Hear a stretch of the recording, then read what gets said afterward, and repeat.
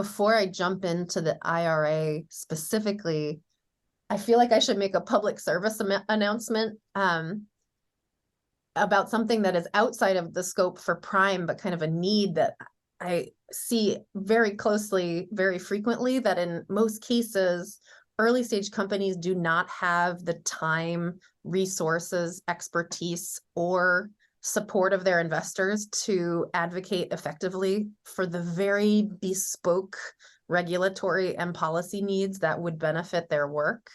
And so I see this as an acute need that a really thoughtful nonprofit intervention could fill. It's to date something that has fallen outside of scope for Prime, so that we can stay very narrowly focused on aggregating and deploying and governing catalytic capital. But it is something that one time we had a call with a whole bunch of our portfolio companies, and they each walked through the regulatory matters that would be salient to them. And it's such different and kind of niche things that really require expertise and help. And they're not in a position to kind of do it for themselves. And so someone who's really good at that kind of government interfacing could be very, very helpful to early stage climate tech companies.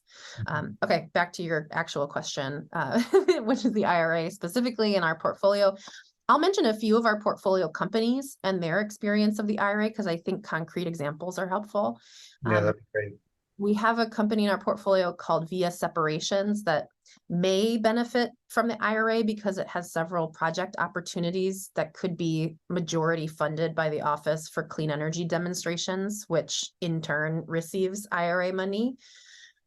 We have two companies, Gradient and Zanskar, that are hoping to benefit in the future but haven't been awarded yet.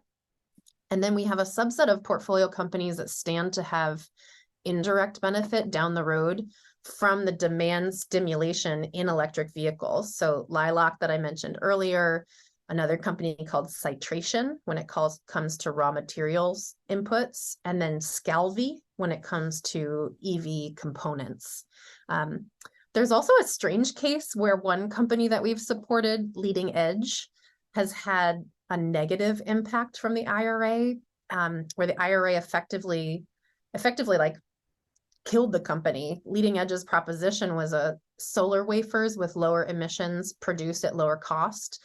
And when the IRA created a large amount of money for players to build solar wafering facilities in the US with subsidized economics, both arguments went away because other players could just build US-based plants based on incumbent technology in areas with high renewables availability, and then not worry as much about cost because the subsidy would swamp that. So I think it's a really interesting example of how well-intentioned subsidies can be market distorting and sometimes set technology innovation back.